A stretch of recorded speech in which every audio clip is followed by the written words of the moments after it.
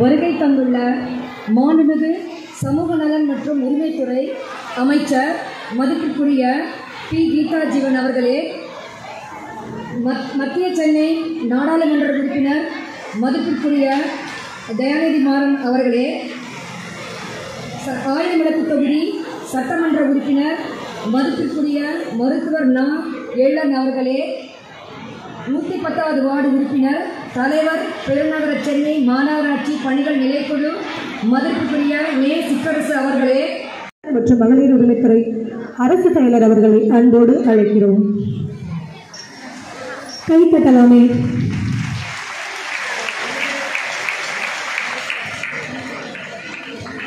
அரசு செயலர் அவர்களுக்கு நினைவு பரிசை வழங்குமாறு நமது ஆணையர் அவர்களை அன்போடு அழைக்கிறோம்.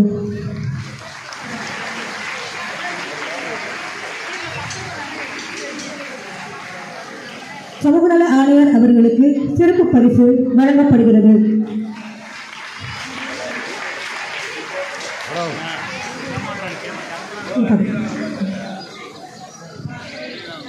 திரு நே. சிற்றரசு 110வது வார்டு உறுப்பினர் மற்றும் சென்னை பெருநகரம் மாநகராட்சி பணிகள் நிலைக்குழு தலைவர் அவர்களுக்கு சிறப்பு பரிசு வழங்கப்படுகிறது. பகுதி கழக செயலாளர் ஆயிரம்விளக்கு மேற்கு பகுதி வினோத் வேலாயுதம் அவர்களுக்கு சிறப்பு பரிசு வழங்கப்படுகிறது. கைத்தட்டலாமே.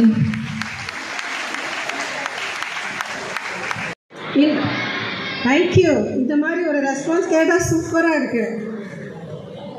சமூக நலன் மற்றும் மகளிர் உரிமைத்துறை சார்பாக, அதாவது அரசு பள்ளியை தேடி வந்து ஒரு 2 முக்கிய நிகழ்வுகளை நடத்துவதற்காக விழா ஏற்பாடு பண்ணியிருக்கோம்.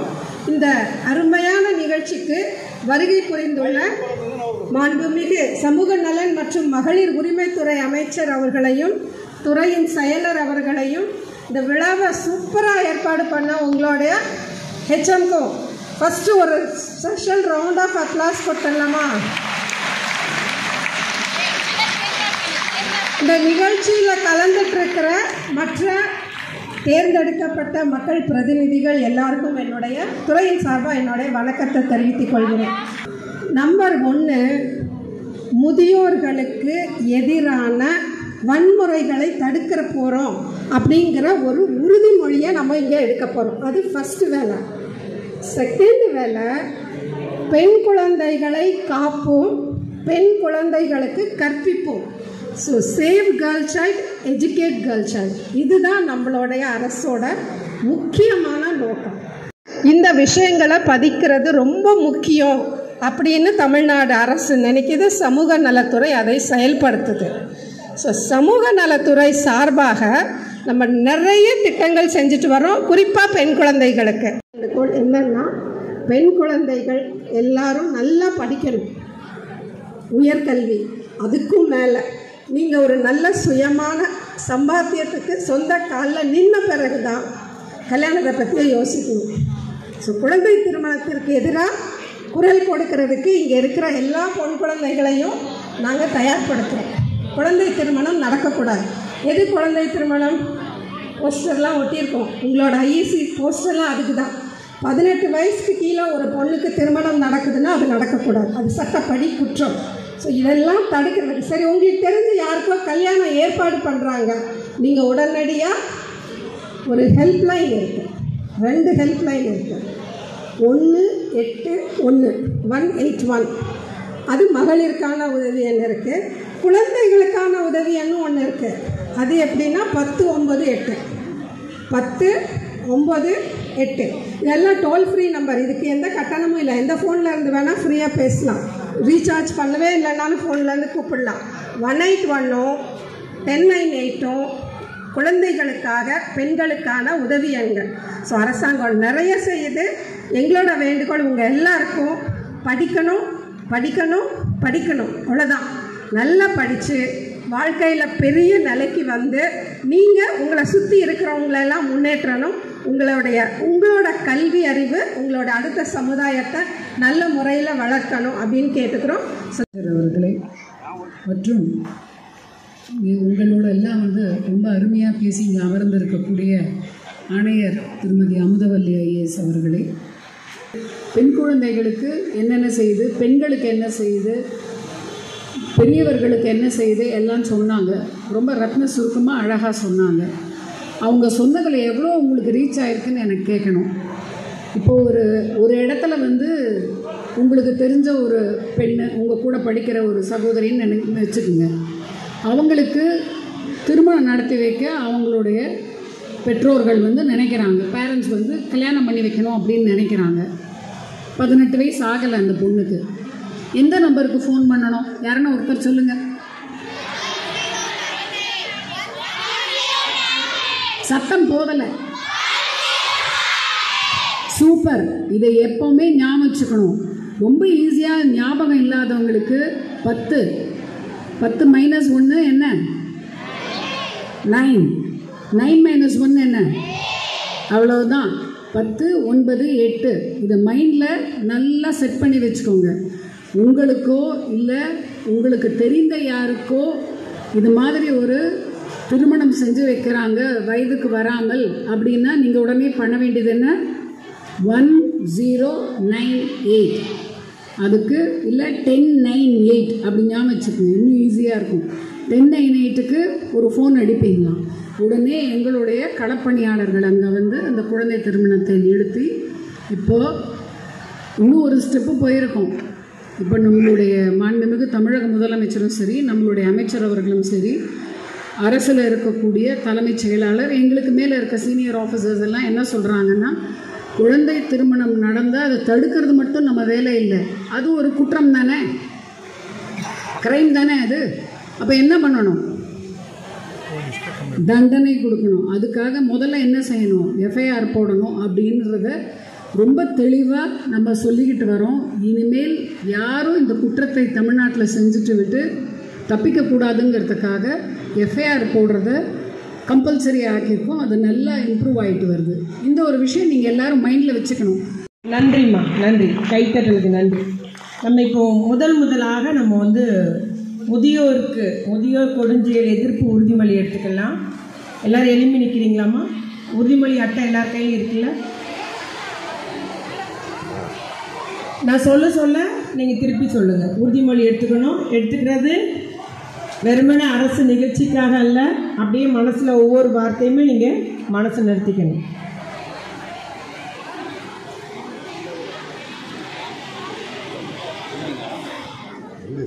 அந்த இடத்துல இருங்களாம்மா, நிழல்லே இருங்கம்மா, நிழல்லே இருங்க. ரெடியா? இந்திய குடிமகளாகிய நான் முதியோர்களை குடும்பத்தில் நல்ல முறையில் அரவணைப்போடு பராமரித்திடுவேன் எனவும் மனோரீதியாகவும் உடல் ரீதியாகவும் காயப்படுத்தும் தகாத வார்த்தைகளை பயன்படுத்த மாட்டேன் எனவும் அவர்களின் உணர்வுகளுக்கு மதிப்பளிப்பேன் எனவும் உறுதி கூறுகிறேன். பொது இடங்களான மருத்துவமனை, வங்கி, பேருந்து போன்ற இடங்களில் முதியோர்களுக்கு முன்னுரிமை அளித்து அவர்களுக்கு எதிரான கொடுஞ்செயல்கள், வன்முறைகள் எவ்விதத்திலும் இழைக்கப்படுவதை தடுத்திட பாடுபடுவேன் என உளமாற உறுதி கூறுகிறேன். நன்றிம்மா. அனைவரும் அமருமாறு கேட்டுக்கொள்கிறேன். முதியோர்களுக்கு எதிரான அந்த கொடுஞ்செயல் எதிர்ப்பு மற்றும் பெண் குழந்தைகளை காப்போம், பெண் குழந்தைகளை கற்பிப்போம் என்பதை பற்றிய விழிப்புணர்வு நிகழ்ச்சி. இந்த நிகழ்ச்சியிலே முன்னுரையாற்றி அமர்ந்துள்ள துறையினுடைய செயலர் திருமதி ஜெயஸ்ரீ முரளிதரன் ஐஏஎஸ் அவர்களே மற்றும் கருத்துரை வழங்கி அமர்ந்துள்ள சமூகநலன் மற்றும் மகளிர் உரிமைத்துறையினுடைய ஆணையர் திருமதி அமுதவள்ளி ஐஏஎஸ் அவர்களே மற்றும் எங்களெல்லாம் வரவேற்று அமர்ந்துள்ள இப்பள்ளியின் தலைமை ஆசிரியர் திருமதி சாந்தகுமாரி அவர்களே மற்றும் நம்முடைய இந்த பகுதியில் 110வது வார்டு உறுப்பு இல்லையா, அதை மனசில் வச்சுக்கோங்க. நம்ம சின்ன வயசுலேருந்து தூக்கி பாராட்டி சீராட்டி வளர்த்து பெரிய பிள்ளையாக வளர்த்து எடுத்து படிக்க வச்சு நமக்கு ஒரு வேலையை வாங்கி கொடுத்து என்னை விட என் பிள்ளை மேலே இருக்கணும், என்னை விட என் பிள்ளை ரொம்ப சம்பாதிக்கணும் இல்லையா, நான் தான் +2 வரைக்கும் முடித்தேன், என் பிள்ளை டிகிரி முடித்து உயர் அதிகாரி ஆகணும்லாம் உருவாக்குறாங்க தாய் தகப்பனர்.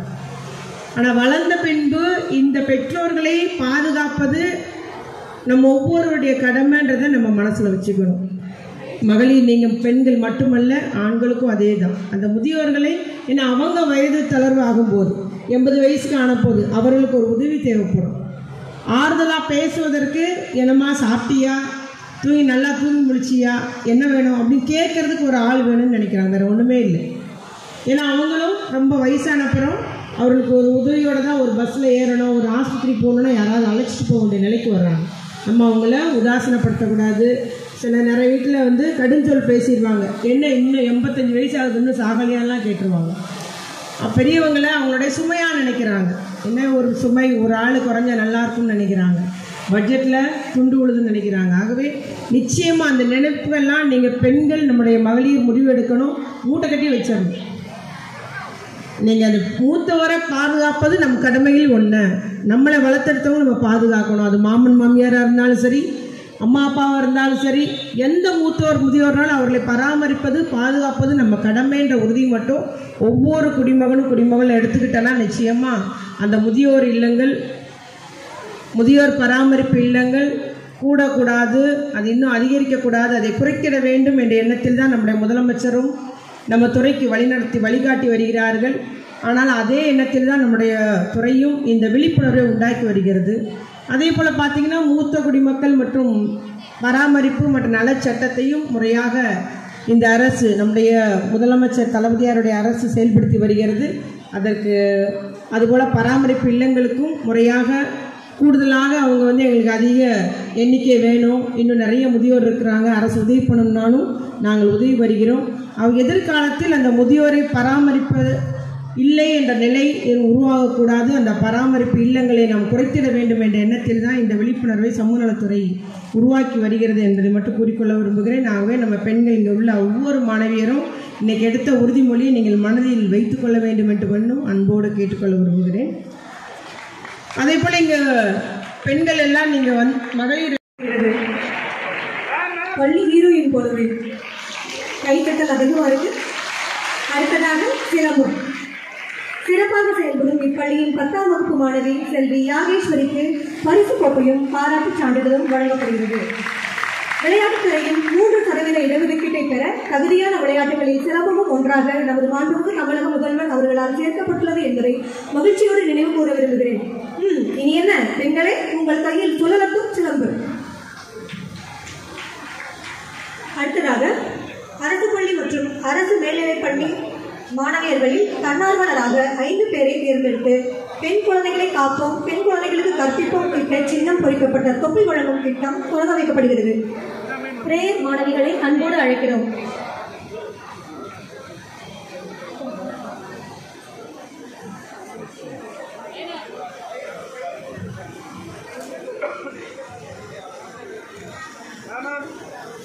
தினமும் காலை இம்மாணவர்கள் இறைவணக்கத்தின் போது பெண் கல்வி மேம்பாடு, பாதுகாப்பு, குழந்தை திருமணம் தடுத்தல் மற்றும் குழந்தை உதவி எண் 1098 ஆகியவை குறித்த உறுதிமொழி எடுத்தல் மூலம் விழிப்புணர்வுகளை ஏற்படுத்துவார்கள்.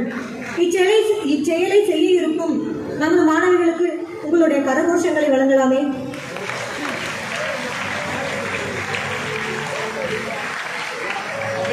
கரவொலி தொடர்கிறது.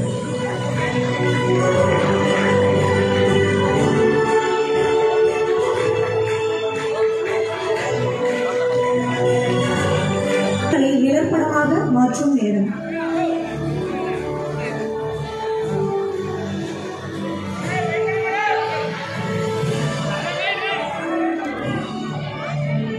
நகர்நல அலுவலர் திருமதி தனலட்சுமி, நகர்நல அலுவலர் திருமதி யசோதா, விரிவாக்க அலுவலர்